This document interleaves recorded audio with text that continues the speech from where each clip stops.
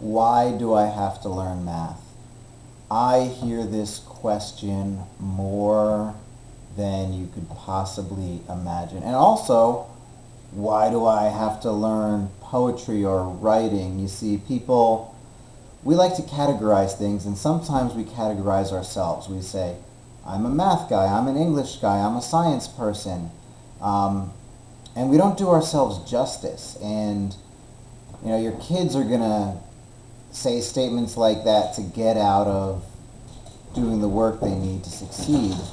And I found in my own story that it's the intersecting combinations of things that don't always go together that make me unique.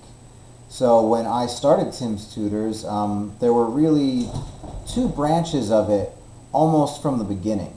At first, there was my first student who was just a friend, had a little brother who needed help with math, and he asked me as a personal favor, I wasn't looking to get paid for it, hey, can you help my little brother with his math homework? And I said, sure. Why not? Just as a friend. His dad ended up deciding like, hey, we need you more regularly, and therefore it's in our best interest to give you money for it. But that was never the original plan. So I started helping my friend's brother with math, and around the same time, I heard the local TV station, Vegas PBS, needed someone to help them with some research and with some technical stuff. And I thought, okay, that sounds interesting. That sounds cool.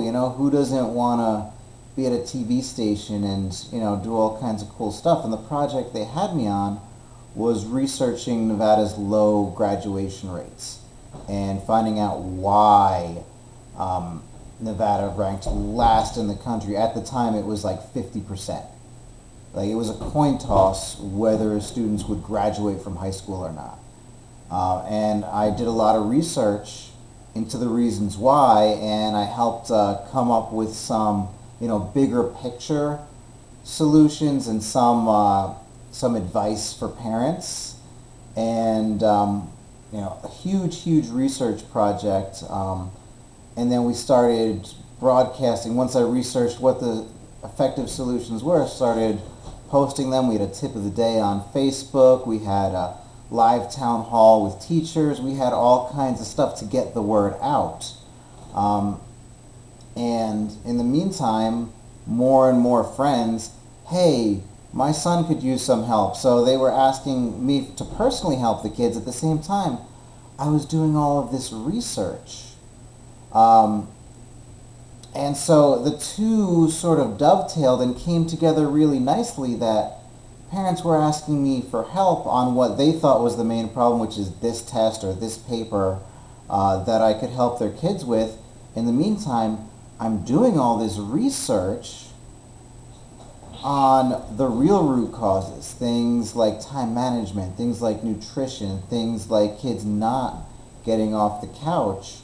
And there are some bigger macro issues as well, poverty, and things of that nature.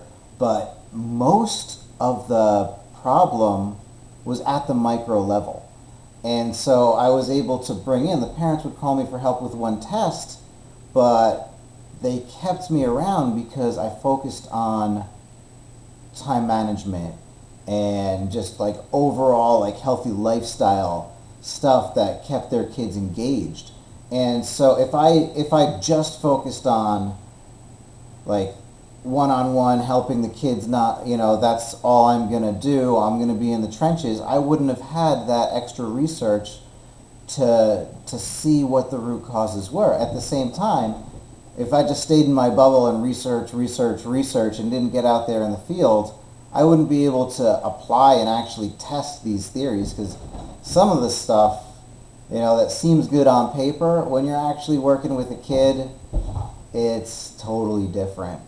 And so those two things complemented each other. And what does this have to do with the original question, why do I have to do math? Why do I have to learn poetry? It's because complementary skills are not always what you think they're going to be.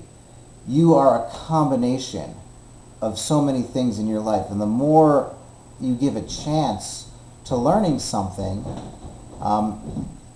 the better it's going to make you as a complete person. And that's been true in my story, and I try to impart that with every child that I work with.